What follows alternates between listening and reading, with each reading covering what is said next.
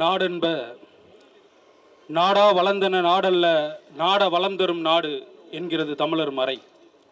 ஒரு நாடு அந்த நாட்டு மக்கள் எல்லாவற்றையும் நாடித்தான் பெற முடியும் என்ற நிலைமை இல்லாமல் இருப்பதுதான் சிறந்த நாடாக இருக்க முடியும். ஆனால் என் அன்பு மக்களே, சுதந்திரம் பெற்ற இந்த தேசத்தில் நாம் எல்லாவற்றையும் போராடி போராடித்தான் பெற முடியும் என்ற நிலைமை இந்த நிலத்தில் இருக்கின்றதா இல்லையா? காரணம் என்ன? இந்த மண்ணை நீண்ட நெடுங்காலமாக ஆண்டு கொளுத்த இந்த திராவிட பெருச்சாளிகள் தான். ஏன் பெருச்சாலின்னு சொல்றோம்? அங்கங்க பள்ளத்தை தோண்டி வைக்கிறது இவங்க தான். இவங்க தோன்ற பள்ளத்தை இவங்க மூடுறதுக்கு கான்ட்ராக்ட் போடுவாங்க, திருப்பி இவங்களே தோண்டுவாங்க. ஏன் தோன்றான்னு தோன்றவனுக்கும் தெரியாது, ஏன் மூடுறவனுக்கும் தெரியாது. அங்கங்க ஏரி கம்மாய் குளம் குட்டெல்லாம் இருக்கும். இதை தூர் வாடுறதுக்கு டெண்டர் விடுவான். அடுத்த 6 மாசத்திலே பார்த்தீங்கன்னா அது ஃபுல்லா மண்டி ஃபுல்லா மூடி கிடக்கும், அது முழுக்க நிறைஞ்சு கிடக்கும். ஏன் இதை பராமரிக்கிறதுக்கு அவன் செலவு பண்ணலாம்ல? இல்லை, அது அப்படியே மண்டி அது மேலே வந்து அப்படியே அந்த ஆகாய தாமரை நிறைஞ்சு கிடக்கும் போது திருப்பி டெண்டரை விட முடியும், திருப்பி தூர் வர முடியும், அதில் ஒரு கமிஷன் பார்க்க முடியும். இவனுங்க கமிஷனை தவிர இந்த ஆட்சியில் வேற எதுவுமே செஞ்சதே இல்லை. ஒரு சாலை போடுவதிலிருந்து கழிவுநீர் மேலாண்மை திட்டம் இருக்கானா? இல்லை. கால்வாய் கட்டியிருக்கான், அந்த கால்வாய் முறையா இருக்கானா? இல்லை. ஒரு சாலையை கூட தரமான சாலையை போடுவதற்கு திராணியற்றவர்களிடத்தில் மீண்டும் மீண்டும் இந்த அதிகாரத்தை கொடுக்கிறோமே, நீயும் நானும் தான் வெக்கப்பட்டு நிற்கணும். இவர்களுக்கு மாறி மாறி அதிகாரத்தை கொடுக்கிறோம். அவன் என்ன பண்றான்? 5க்கும் 10க்கும் அரிசிக்கும் பருப்புக்கும் உன்னை கையேந்தி நிற்க வைக்கிறான். நீ காசு கொடுத்தால் வாக்கு செலுத்துவன்ற ஒரு மனநிலையில் அவன் உறுதியா நிற்கிறான். இவனுக்கு தேர்தல் வரும்போது மகளிருக்கு உதவி தொகை, மாணவர்களுக்கு உதவி தொகை, அரசு இலவச பேருந்து, இன்னும் புதுசு புதுசா கொண்டு வர. ஒருத்தர் பைக்கை கொண்டு வரன்றார், ஒருத்தர் காரே கொடுக்குறன்றாரு. காரணம் என்ன? மக்களை ஏழ்மையிலே வச்சிருக்கான். நீ நல்லா சிந்திச்சு பாரு. ஒரு நாடு சுதந்திரம் பெற்று 78 ஆண்டுகளை நிறைவு செய்த பிறகும் அந்த நாட்டில் ஏழை மக்கள் வாழ்கிறான். வாழ வழி இல்லாமல் வீதியோரம் படுத்து கிடக்கின்ற நிலைமை அந்த மக்களிடத்தில் இருக்கின்றது என்றால் இது ஒரு சுதந்திர நாடா? இது ஒரு வல்லரசு நாடா என்றால் இல்லை. மாறாக மக்களை வைத்து ஏச்சி பிழைக்கின்ற வரி ஏய்ப்பு செய்கின்ற ஒரு நாடு. மாநகராட்சியை கண்டிச்சு தான் நம்ம பேச வந்திருக்கோம். ஆனா அந்த நாடே அப்படிதான் இருக்கு. ஒட்டுமொத்த நாடு அப்படிதான் இருக்கு. வரி வாங்குறான். வரி ஒரு காலத்தில் எதுக்கு வாங்கினா? கோயிலில் தான் வரி வாங்குவான். ஏன்னா கோயில் வரி வாங்கி ஊருக்கு நல்லது செய்வாங்க. அதுக்கப்புறம் அரசர்கள் வரி வாங்கினாங்க. அரசர்கள் வரி வாங்கி போர் நடத்தினாங்க, மக்களுக்கு தேவையான பொருளாதாரத்தை வைப்பா வச்சிருந்தாங்க. ஆனா இந்த நாட்டில் நீ வரி வாங்குறிய, எனக்கு என்னவா திருப்பி கொடுக்குறோம் நாங்க எத்தனை முறை கேட்கிறோம். நீ இதுவரைக்கும் பதில் சொல்லியிருக்கியா? என்னிடத்தில் வாங்குற சோப்பு சீப்பு ஷாம்பு, நீ குடிக்கிற சாராயம் வரை அத்தனைக்கு வரி. இது எனக்கு என்னவா திருப்பி கொடுத்துருக்க? என் மக்களின் நலனுக்காக அது என்னவா திருப்பி கொடுத்திருக்க? இந்த கேள்விக்கு பதிலே இல்லை. ஆனா வரி கட்டலன்னா ஜப்தி பண்றதுக்கு மட்டும் வாசல்ல வந்து நிற்பான். ஆனா வரி கட்டவன் நிலைமை என்னன்றதை பத்தி யோசிக்கிறதே கிடையாது. எனக்கு ஒரு வேலை வாய்ப்பை உறுதிப்படுத்திருக்கியா? ஒரு வேலை வாய்ப்பு இல்ல. காலையிலிருந்து சாயங்காலம் வரைக்கும் நீங்க இந்த சாலையில பாத்தீங்கன்னா இந்த தூய்மை பணியாளர் தொடர்ச்சியா வாகனத்தில் போயிட்டே இருப்பாங்க. தெரு தெருவா வீடுகளில் இருக்கக்கூடிய குப்பைகளை வந்து வாங்கி அவங்க எடுத்துகிட்டு போய் கிடங்குகளை கொடுத்து அது குப்பை மேலாண்மைக்கு போட்டு அது ஏதோ மறுசுழற்சி எல்லாம் பண்ணுறாங்க. ஆனால் அவங்களுக்கு முறையான ஒரு கை உரை இருக்கான்னு கேட்டால் இல்லை, கால் உரை இருக்கானா இல்லை. மேல ஆடையில் வந்து அவங்க ஒரு நிறுவனத்தோட பேர் மட்டும் போட்டிருப்பாங்க. ஆனால் அவங்க இருக்கிற இடத்துல பார்த்தீங்கன்னா நீ காரி உமிழ்ந்த அந்த நீரில் கிடக்கிற குப்பையும் எடுத்திருப்பான், மலம் கலந்த தண்ணியில் இருக்கக்கூடிய குப்பையும் எடுத்திருப்பான், பாட்டில் குடிச்சிட்டு பாட்டில் உடச்சி போட்டிருப்ப அந்த குப்பையும் அவன் எடுத்திருப்பான். அவன் கையில சிராய்ப்பு ரத்தம் வரும், அதனால தொற்று வரும். அவனுக்கு எந்த வாரி நோய்வாய்ப்படுன்றதை பத்தி இந்த நகராட்சிக்கு அக்கறை இருக்கானா? இல்ல. ஆனால் இவன் நம்ம கிட்ட வரி வாங்கிட்டு இருக்கிறான். மழை பெஞ்சா வாசல்ல வந்து தண்ணி நிக்குது, தண்ணி மட்டுமா வந்து நிக்குது, கழிவு நீரும் கலந்து நிக்குது. ஏன்னா இவன் தான் கால்வாய் அமைக்கிறதுக்கு திட்டம் இல்லாம இருக்கானே. கழிவு நீர் எப்படி போகுன்ற திட்டம் கிடையாது. ஒரு கழிவு நீர் எங்க போய் முடியும், அதை மறுசுழற்சி பண்ண முடியுமா? மறுசுழற்சி பண்ணி அந்த கழிவு நீர் இல்லாத ஒரு சூழலை உருவாக்க முடியுமானா இவங்கிட்ட திட்டம் இல்ல. வீட்டு வாசல்ல தேங்கி நிற்கும், இல்ல காலி மனையில தேங்கி நிற்கும், கடைசியா ஏரியில தேங்கி நிற்கும். இவனுடைய கழிவு மேலாண்மை திட்டம் அதுதான். அப்ப மக்கள் சுகாதாரமா வாழ்றானா? இல்ல. நகராட்சியோட தேவை என்னது? நகராட்சியோட செயல் என்னது? நகராட்சி என்ன பண்ணணும்? மக்களை சுகாதாரமா வாழ வைக்கணும். அப்ப மக்கள் சுகாதாரமா இருக்கானா? இல்ல. ஆனா நீ ஏன் என்கிட்ட வரி வாங்குற? நீ என்கிட்ட வரி வாங்குற. நான் இருக்கக்கூடிய இடத்திற்கு வரி, நான் வாங்கி குடிக்கக்கூடிய தண்ணிக்கு வரி, எனக்கு மின்சாரத்துக்கு வரி, எல்லாத்துக்கும் வரி. ஆனா எனக்கு சுகாதாரமான சூழல்ல வாழக்கூடிய இடம் இல்ல, மறுக்கப்பட்டிருக்கு. அடிமை தேசத்துல தான் எவன் எப்படி போனா நமக்கு என்ன, பணம் வந்தா போதும் நினைப்பான். இது ஒரு சுதந்திர தேசம். இந்த நாடு சுதந்திரம் பெற்று 78 ஆண்டுகள் ஆகிவிட்டது. என் அன்பு மக்களே, வெட்கப்படணும். இந்த நாட்டை மீண்டும் மீண்டும் இவர்களே ஆள்கிறார்களே, ஆனால் தரமான சாலை இல்லை, கழிவு நீர் செல்வதற்கு பாதை இல்லை. இப்படி ஒரு சூழல்ல இந்த நாட்டை மீண்டும் அவர்கள்கிட்டே கொடுக்கணுமா? அவன் ரேஷன்ல இலவசமா 1000 ரூபாய் கொடுப்பான், பொங்கலுக்கு இனாம் கொடுப்பான், தீபாவளிக்கு புடவை வேட்டி கொடுப்பான். இதுக்கெல்லாம் நீ அவனுக்கு வாக்கு செலுத்திட்டு நீ முச்சந்தில நிக்கிற. ஒரு சாலைனா சாலை ஓரங்களில் மரங்கள் இருக்கணும். மரங்கள் இருக்கா? எங்களிடத்துல ஒரு கனவு இருக்கு. ஒரு நாடு எப்படி இருக்கணும், ஒரு சாலை எப்படி இருக்கணும், ஒரு வீதி எப்படி இருக்கணும், அந்த வீதி ஓரத்தில் வாழ்கின்ற மக்களுடைய சுகாதாரம் எப்படி இருக்கணும், எங்ககிட்ட கனவு இருக்கு. எங்களை நீ அதிகாரத்துக்கு கொண்டு வர மாட்ட. ஆனா மாறாக இந்த மண்ணை மீண்டும் மீண்டும் வறட்சியாக மாற்றுகின்ற இந்த திராவிட கும்பலுக்கு அதிகாரத்தை கொடுத்துட்டு இவர்கள் உனக்கு என்ன செஞ்சாங்க? என்ன செஞ்சாங்க? ஓட்டு போடுற நேரத்தில் மூக்குத்திய லட்டுல ஒளிச்சு வச்சு கொடுப்பான். ஊராட்சி தேர்தலாக இருந்தா, அதே சட்டமன்ற தேர்தலாக இருந்தால் காசு அதிகமாக கொடுக்க வேண்டியது வரும். அதனால என்ன பண்ணுவோம், 1000 ரூபா 500 ரூபா 2000 ரூபாய்க்குள்ளார முடிச்சுப்போம். ஆனா என் அன்பு மக்களை, ஒரு சட்டமன்ற வேட்பாளர் அந்த சட்டமன்ற தொகுதியோட வளர்ச்சிக்காக ஒரு ஆண்டுக்கு 3 கோடி ரூபா அவருக்கு கிடைக்குது. ஒரு தொகுதிக்கு அவர் என்னெல்லாம் செய்யலாம். அப்போ அவரோட ஆட்சி காலம் முடியறதுக்குள்ள 15 கோடி ரூபா, 15 கோடி ரூபாய்க்கு அவர் என்னெல்லாம் செஞ்சிருக்கலாம். இவங்க அதிகபட்சம் ஒரு பேனர் வைப்பாங்க பேருந்து நிறுத்தத்தில். அங்க இது தொகுதி மேம்பாட்டு நிதியிலிருந்து கொடுக்கப்பட்ட நிதி, இல்லைன்னா தண்ணி டேங்க் இருக்கு பார்த்தீங்களா, கருப்பு டேங்க், அது தொகுதி மேம்பாட்டு நிதி. இதை தவிர வேற என்ன செஞ்சிருக்க? மக்கள் படிக்கிறதுக்காக எங்கேயா ஒரு நூலகம் திறந்து வச்சிருக்கியா? இருக்கிற நூலகம் தரமா இருக்கா? எல்லா புத்தகங்களும் கிடைக்குதா? மக்கள் வந்து போறானா? ஏன் வந்து போல? நீ சாராய கடைக்கு மக்களுடைய எண்ணிக்கை குறைந்து விட்டது என்று கவலைப்படுறிய, ஐஏஎஸ் அதிகாரியை கூப்பிட்டு சஸ்பெண்ட் பண்றிய. ஏன் நூலகத்தில் படிக்க வரக்கூடிய மாணவர்களுடைய எண்ணிக்கை, மக்களுடைய எண்ணிக்கை கம்மியா இருக்கு கவலைப்பட்டிருக்கியா? அந்த அக்கறை இருக்கக்கூடியவர்களிடத்தில் நீ அதிகாரத்தை கொடுக்கல. எல்லாருக்கும் தெரியும், தமிழகம் முழுவதும் 24 மணி நேரமும் டாஸ்மார்க் திறந்திருக்கு. 24 மணி நேரமும். ஆனா இதை பற்றி காவல்துறை கவலைப்பட்டிருக்கானா? இல்ல. ஏன்னா அவங்க போகும்போது அவங்களுக்கு வேண்டியது கிடைக்குது. அப்படி இருக்கக்கூடிய சூழ்நிலை எப்படி இந்த நாடு நல்லா இருக்கும்? ஓட்டுநர் உரிமம் இல்லாமல் ஒருத்த வாகனம் ஓட்டினா அபராதம் போடுற, ஆனா அரசு நிர்ணயிச்ச நேரத்தை தாண்டி அவன் பார் நடத்திட்டு இருக்கானே, அதுக்கு அவனுக்கு என்ன தண்டனை கொடுத்திருக்க? என்ன தண்டனை கொடுத்திருக்க? நடக்கலன்னு சொல்ல முடியுமா? காணொலி காட்சி வச்சிருக்கோம், வேணும்னா எல்இடி ஸ்கிரீன்ல போட்டு காட்டுறோம். அந்த இடத்துல யார் வரா, யாருக்கு என்ன கிடைக்குதுன்ற வரைக்கும் போட்டு காட்டுறோம். 24 மணி நேரமும் இந்த பெருங்குளத்தூர்ல மாணவர்கள் கடந்து செல்லக்கூடிய பாதையில, பள்ளிக்கூடம் இருக்கக்கூடிய பாதையில இருக்கக்கூடிய டாஸ்மார்க் எல்லாம் திறந்தா இருக்கு. 12 மணிக்கு திறக்கிற டாஸ்மார்க் காலைல 6 மணிக்கு போனாலும் கிடைக்கும் உறுதியை நம்பி போய் நிக்கிறானே. அப்புறம் இங்க இருக்கக்கூடிய அமைச்சர்களே அவர்களை குடிகாரர்கள் என்று சொல்லாதீர்கள் அப்படின்ற நிலைமையில அமைச்சர்கள் இருக்கும்போது நாடு எப்பறா நல்லா இருக்கும்? இதே இவர்களுக்கு மீண்டும் மீண்டும் அதிகாரத்தை கொடுக்கும் போது நாம என்ன ஆக போறோம், அடுத்த தலைமுறை என்ன ஆக போறோம்? இந்த எண்ணத்தோட நீ வாக்கு செலுத்த போகணும். உனக்கு அக்கறை இருக்கணும். நீ மட்டும் வாழ்ந்தால் போதும் என்ற எண்ணத்தில் வாழக்கூடாது. உன் தலைமுறை, அடுத்த தலைமுறை வாழ்வதற்கு ஒரு தூய காற்று, நல்ல கல்வி, சுகாதாரமான வாழ்விடத்தை கொடுப்பதற்கு கட்டமைப்பு இருக்கணும், கனவு இருக்கணும். அந்த தலைவனிடத்தில் அதிகாரம் இருக்கணும்.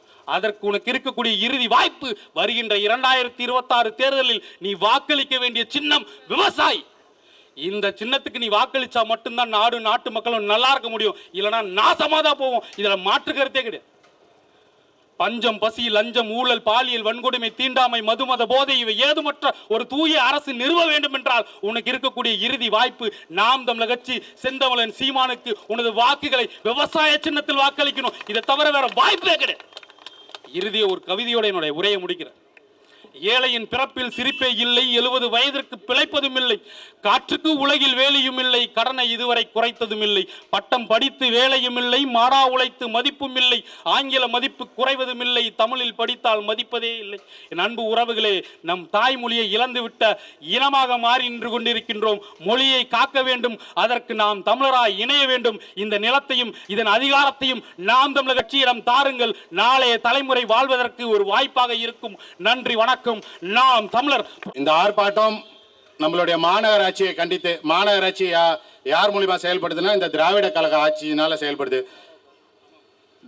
இருக்கிறதுலே மொத்தம் 25 மாநகராட்சி இருக்கிறது நம்ம தமிழ்நாட்டில். ஆனா முறையற்ற வரி ஏய்ப்பு நடக்கிறது பார்த்தீங்கன்னா ஒரு 5 இடத்துல நடக்குது. அதுல தாம்பரம் மாநகராட்சி ஒன்று, கிட்டத்தட்ட இப்போ ஆர்எம்கே நகர் பூங்கா அமைத்திட, அறிவியல் பூங்கா அமைத்திடுன்னு சொல்லிட்டு அதுல 1,89,00,000 செலவு அப்படின்னு சொல்லிட்டு கொடுத்துருக்காங்க. ஆனா அங்க போய் பார்த்தா தான் தெரியும் உங்களுக்கு அவங்க என்னென்ன பொருள் அங்க இறக்கி வச்சிருக்காங்கன்னு. ஒரு பொம்மை குழந்தைகள் விளையாடுற சிறு சிறு விளையாட்டு திடல்கள், அந்த விளையாட்டு பொருளுக்கு 1,89,00,000 ரூபாய். இதை நான் இது பண்ணல, தினமணிலையும் பத்திரிகையிலையும் போட்டிருக்காங்க, தினமலர் பத்திரிகையிலும் இந்த முறைகேடை பத்தி போட்டிருக்காங்க, தாம்பரம் மாநகராட்சி முறைகேடை பத்தி. அதே மாதிரி இந்த சாலை சரியில்லை, மழை தண்ணீர் நிக்குது. முடிச்சூர் பக்கத்துல இருந்து நம்ம பெருங்குளத்தூர்ல நம்ம சுண்ணாம்பு கால்வா அந்த இடத்துக்கிட்ட போயிட்டீங்கன்னா பெருங்குளத்தூர் ஸ்ரீனிவாச நகர்லாம் மழை பெஞ்சா நீங்க போட்டு தான் எடுத்துட்டு போகணும். எதிர்க்க அதே மாதிரி நம்ம சுண்ணாம்பு கால்வாக்கு ஆப்போசிட் அந்த சைடு வடிகால் வாரியம் அந்த இடத்துலயும் மழை பெஞ்சா தண்ணி அடிச்சுக்கிட்டு ஓடுது. இவங்களோட வேலை ஒன்னே சாம்பார் சாதம் எடுத்துட்டு வந்து கொடுக்குறது மட்டும் தான். அது நிரந்தர தீர்வே கிடையாது. இவங்க பண்ற இப்ப இந்த மாநகராட்சி பண்ற வேலை என்னன்னு கேட்டா, ஒண்ணு சாக்கடையை தோண்டணும், அப்படி இல்லைன்னா சாலை போடணும். 3 மாசத்துக்கு ஒரு தடவை சாலை போடுவாங்க, 3 மாசத்துக்கு ஒரு தடவை சாக்கடையை தோண்டுவாங்க. ஏன்னா இது புது ஆட்களுக்கு டெண்டர் விட்டு ஒரு 10% கமிஷன் வாங்கிக்கிறது. அதனால புது ஆட்களுக்கு கொடுக்குறது. இந்த மாதிரி தான் மாநகராட்சி பேசிட்டு இருக்கு. அதே மாதிரி இப்ப நம்ம நடந்துட்டு இருக்கிற இந்த ஆர்ப்பாட்டம் நடந்துட்டு இருக்கிற இடத்துல, இந்த புதிய பாலம் இந்த இடத்துல சராசரி ஒரு 5 நாளைக்கு 6 நாளைக்கு ஒரு ஆக்சிடென்ட் நடக்குது. அதை நம்ம எத்தனையோ பேர்கிட்ட சொல்லியிருக்கோம். நெடுஞ்சாலை துறையில போய் கம்ப்ளைண்ட் பண்ணியிருக்கோம். A to Z எல்லாரும் ஏஐ கேட்டா இது எங்களுக்கு பார்க்க வராது, இது நீங்க அங்க எடுத்துட்டு போய் கொடுக்கணும்ன்றாங்க. சைதாப்பேட்டையில போய் டி கிட்ட பார்த்து கொடுக்குறோம். அதுக்கப்புறம் திருப்பி அவங்க என்ன சொல்றாங்க, எங்க கிட்ட வராது, ஆலந்தூர்ல போய் ஏஐ பார்த்து கொடுன்றாங்க. ஏஐ பார்த்து கொடுக்குறோம். இது வரைக்கும் கிட்ட இதுக்கு 1 மாசமா போராட்டி இருக்கோம். இது வரைக்கும் இதுக்கு ஒரு ஸ்டெப் எடுக்கல. இதை வந்து நெடுஞ்சாலை துறை சம்பந்தமா அந்த ஆர்ஐ கிட்ட நம்ம டிராபிக் இன்ஸ்பெக்டர் கிட்டையும் கொடுத்துருக்கோம். அவரும் நீங்க நெடுஞ்சாலைத்துறை கிட்ட கொடுத்துருங்க, அவங்க எங்களுக்கு ஃபார்வர்ட் பண்ணுவாங்க. இது நல்லது நடந்தா எங்களுக்கு நல்லதாயா, ஆனா நாங்களும் கிட்ட ஒரு 2 மாசமா போராடிட்டு இருக்கோன்றாங்க. இந்த மாதிரி தான் மாநகராட்சியோட செயல்பாடுகள் ரொம்ப மக்கள் விரோத செயல்பாடுகளாவே இருக்கு.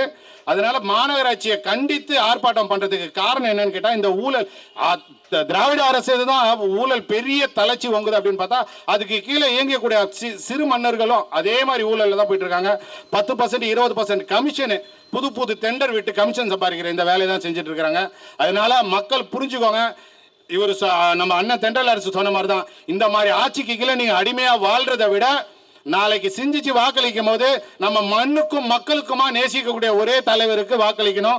நமது சின்ன விவசாய சின்னத்துல தான் நாளைய தலைமுறையை காக்கணும்னா விவசாய சின்னத்துக்கு தான் நம்மளோட வாக்களிக்கணும்னு சொல்லி கேட்டுக்கிறேன். நன்றி, வணக்கம். போராட்டத்தினுடைய நோக்கம் சொத்து வரி, வீட்டு வரி, ஆனுவல் ரெண்டல் ஸ்கீம் என்கிற ஒரு முறை இருக்கிறது. இந்த முறையை திராவிட முன்னேற்ற கழக அரசு பின்பற்றாமல் தான் தோன்றித்தனமாக 100%இருந்து 150% உயர்த்தியிருக்கிறது. ஒரு குடிகளுடைய அடிப்படை உரிமைகளை பறிக்கிறது திராவிட முன்னேற்ற கழக அரசு என்பதை பொதுவெளியில் உணர்த்துவதற்காகத்தான் நாம் தமிழர் கட்சி இந்த கண்டன ஆர்ப்பாட்டத்தை முன்னெடுத்திருக்கிறது. அரசன் எவ்வழியோ அவ்வழியே மக்களும் செல்கிறார்கள். மக்களுக்கென்று ஒரு வரலாறு இருக்காது. மன்னனின் வரலாறு அந்த தேசத்தின் வரலாறு. கமிஷனுக்காக கட்டிடம் கட்டப்படுகிறது. என் அன்புறவர்களே, தமிழ்நாட்டில் இருக்கிற இயங்கிக் கொண்டிருக்கிற 20 மாநகராட்சிகளிலே ஒவ்வொரு மாநகராட்சியும் ஆண்டொன்றுக்கு 1000 கோடி ரூபாய் நிதி ஒதுக்கீடு செய்யப்படுகிறது. அந்த தனிப்பட்ட நிதி ஒதுக்கீட்டிலே ஒவ்வொரு வட்டத்திற்கும் ஒவ்வொரு மண்டலத்திற்கும் நூற்றுக்கணக்கான கோடிகள் நிதி ஒதுக்கீடு செய்யப்படுகிறது. இந்த நிதி ஒதுக்கீடு சரியான முறையில் பயன்படுத்தப்படுகிறதா என்கிற வெள்ளை அறிக்கை தேவைப்படுகிறது. அதற்கான ஒரு அறப்போராட்டம் தான் இந்த கண்டன ஆர்ப்பாட்டம். 2013 இப்போது இருக்க நகர்ப்புற உள்ளாட்சித்துறை அமைச்சர் ஐயா நேரு அவர்களுடைய தம்பி ரவிச்சந்திரன் வீட்டில் ஆகப்பெரும் ஒரு ஊழல் நடைபெற்றுக் கொண்டிருக்கிறது. அதனுடைய ஆதாரத்தை தோண்டுவதற்காக என்போர்ஸ்மென்ட் டைரக்டரேட் உள்ளே ஆய்வு செய்கிறது. அந்த ஆய்வின் ஊடாக ஒரு சில நுண்கருவிகள், சிடி, பென்டிரைவ் போன்ற பொருட்களை எடுக்கிறார்கள். அப்போது தெரிகிறது ஏறத்தாழ 888 கோடி நகர்ப்புற ஊராட்சி உள்ளாட்சி அமைப்புகளிலே ஊழல் நடைபெற்றுக் கொண்டிருக்கிறது என்பதை என்போர்ஸ்மென்ட் டைரக்டரேட் ஒரு கடிதம் எழுதுகிறது லஞ்ச ஒழிப்புத்துறையுடைய டிஜிபிக்கு. என்ன சொல்றான், இவ்வளவு ஊழல் நடந்து கொண்டிருக்கிறது, அதற்கான சரியான ஒரு முறையில் எங்களிடம் ஆதாரம் இருக்கிறது. 282 பக்கத்தில் ஒரு கடிதத்தை எழுதி ஒரு எஃப்ஐஆர் போடுங்க, ஒரு முதல் தகவல் அறிக்கை பதிவு செய்யுங்கள், அதற்கு பிறகு நாங்கள் நடவடிக்கை எடுத்துக்கொள்கிறோம் என்கிறது. ஆனால் இந்த விடியா திமுக அரசு அதன் மீது ஒரு முதல் தகவல் அறிக்கை பதிவு செய்ய தயங்குகிறது. காரணம், ஆட்சியாளர் 2ஆம் கட்ட தலைவர் அவருடைய தம்பி செய்திருக்கிறார் ஊழல். இதை கண்டித்துதான் நாம் தமிழ் கட்சி இதனுடைய போக்கை மக்கள் வெளியிலே கொண்டு வருவதற்காகத்தான் நாம் தமிழ் கட்சி இந்த கண்டன ஆர்ப்பாட்டத்தை முன்னெடுக்கிறது. ஊரக உள்ளாட்சித்துறை, நகர்ப்புற உள்ளாட்சித்துறை குடிநீர் வடிகால் அமைப்புத்துறை, இந்த போன்ற துறைகளில் பல்வேறு பலாயிரக்கணக்கான கோடிகள் ஊழல் நடைபெற்றுக் கொண்டிருக்கிறது. 1020 கோடி சமீபத்தில் 9/12/2025 ஊழல் நடைபெற்றுக் கொண்டிருக்கிறது என்று என்போர்ஸ்மெண்ட் டைரக்டர் டிஜிபிக்கு ஒரு கடிதம் எழுதுறான். போடுறான். டிஜிபி என்ன பண்றாரு தெரியுமா?